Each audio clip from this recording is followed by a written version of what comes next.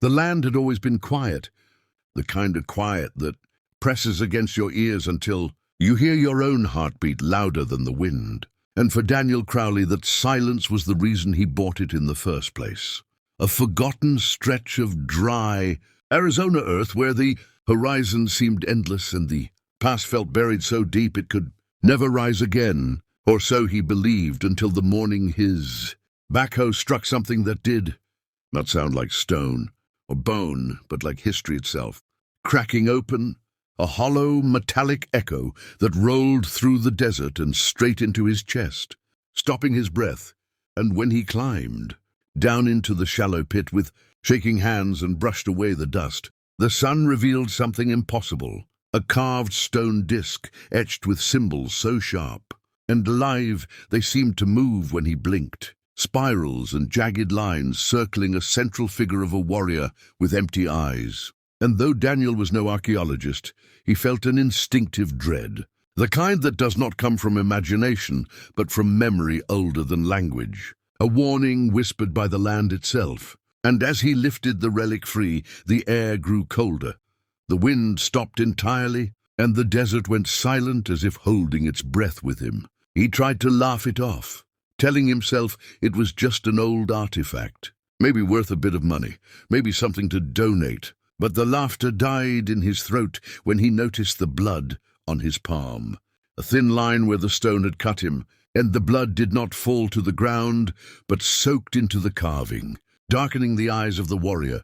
And for the first time in his practical, stubborn life, Daniel felt watched, truly watched, not by an animal or a man, but by something vast and patient, something that had been waiting a very long time to be found. And by nightfall, the first visitor arrived, an old Apache man standing at the edge of Daniel's property, motionless as a shadow, his hair white as desert salt and his eyes fixed not on Daniel, but on the land beneath his feet. And when Daniel approached, calling out in confusion, the man spoke without greeting, his voice low and steady, saying only, "You have uncovered what was meant to remain asleep," before turning and walking back into the dark, leaving Daniel with questions that refused to let him sleep. Questions that grew louder the next day when more visitors came. Not one or two, but a small group, elders and younger men alike, all Apache, all standing silently at the boundary of his land as if crossing it would break some ancient rule. And when Daniel finally gathered the courage to ask what they wanted, the oldest woman among them raised her eyes and said words that chilled him deeper than the desert night ever could. "The land has chosen you, but the relic does not belong to you. And now the debt has awakened." And Daniel tried to argue, tried to insist on legality and ownership and modern laws. But the elders listened with the patience of people who had seen empires rise and fall. And when he finished speaking, the woman simply said, "By sunset tomorrow, you must decide." And Daniel asked, "Decide what?" And she answered, "Whether you give it back willingly, or whether the land takes payment another way." And with that they left, their footsteps swallowed by the dust, leaving Daniel alone with the relic, which now seemed heavier, darker, as if the stone itself had absorbed their warning. And that night the dreams began, dreams of fire and horses screaming in the dark, of a great battle beneath a red moon, of the warrior from the carving, standing over him with hollow eyes now, filled with Daniel's own face. And when he woke screaming just before dawn, he knew this was no ordinary discovery, and that whatever the tribe demanded next would not be simple, not legal, and certainly not safe. And before you continue this story, remember to subscribe to the channel, because what comes next will change everything you think you know about history, land, and the price of awakening, the past. By the time the sun climbed high on the second day, Daniel had convinced himself that fear was playing tricks on him, that stress and isolation had twisted coincidence into something supernatural. But that illusion shattered the moment the Apache elders returned, this time crossing onto his land without hesitation, their faces grim, their presence heavy. And the oldest man spoke first, explaining that the relic was known as the Heart of Gan, an ancient object bound to a vow made generations ago, a vow that sealed away something not meant to walk the world again. And Daniel scoffed. demanding proof, demanding logic, demanding reason. But the elders did not argue. They simply told him the truth as they understood it, that the relic was not just a symbol, but a lock. And by removing it, he had loosened the seal. And now the land demanded balance. And when Daniel asked what that meant, the answer came slowly, deliberately, each word placed like a stone on his chest. The heart must be returned, and the one who awakened, it must stand witness at the old canyon when the sun dies. And Daniel felt his knees weaken, because he understood instinctively that stand witness did not mean observe, it meant participate. And when he refused, outright, angrily, the wind rose suddenly, knocking dust into spirals around them, and the ground beneath his feet trembled just enough to make denial impossible. And the elders said softly that refusal would not end the debt.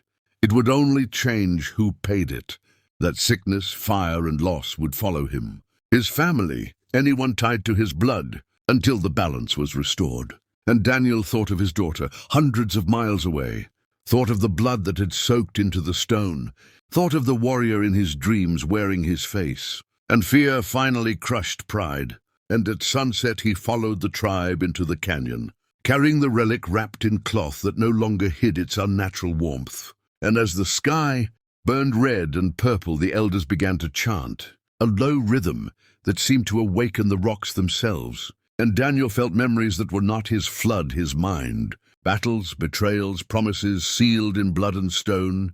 And when he placed the relic back into the earth, the ground split open, revealing darkness deeper than night. And from that darkness came a presence so immense it stole the air from his lungs, a force held back by ancient will and sacrifice. And the elders shouted for Daniel to speak, to acknowledge what he had awakened, to accept responsibility.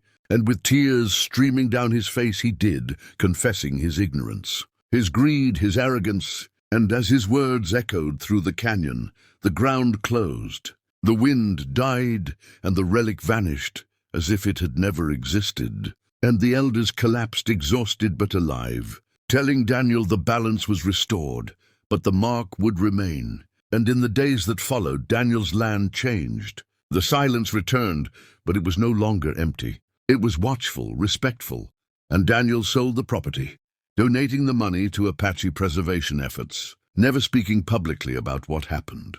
Because some truths are not meant for headlines, only for warnings, and he carries the memory still. A reminder that the past is not dead, it is waiting. And if this story gripped you, disturbed you, or made you think twice about what lies beneath your feet, make sure you subscribe to the channel right now, because there are many more stories like this.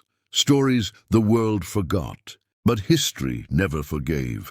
Daniel thought the nightmare had ended. But the past does not release its witnesses so easily. And weeks after the canyon ritual, long after the elders disappeared back into their lands, the signs began again, quieter this time, but far more personal. Starting with the mark on his palm, where the relic had cut him, a scar that refused to fade, and sometimes burned like fresh fire whenever the desert wind changed direction, as if the land itself was still speaking through his skin. And at night he would wake suddenly, heart racing, hearing distant drums that stopped the moment he sat up, convincing himself it was only memory until he learned the truth the hard way. When a letter arrived without a stamp, delivered by no courier, containing only a single sentence written in ash-gray ink, a witness remains bound, and panic returns stronger than before, because Daniel realized the terrifying demand of the tribe had not been a threat but a responsibility, that by surviving the ritual he had become a living seal, a reminder, someone who must remember, so others would not repeat the same mistake. And when he finally returned to the elders seeking answers, the oldest woman told him calmly that the land had accepted his apology but not erased his role, that some people had chosen not to suffer but to warn, to carry the weight of truth quietly. And from that day forward, Daniel dedicated his life to protecting forgotten histories, speaking without details, urging respect for sacred ground, knowing that if the story ever faded completely, something far worse than fear might rise again. And if you've made it this far into the story, now is the perfect time to subscribe to the channel. Because the next story may not just entertain you, it may warn you too.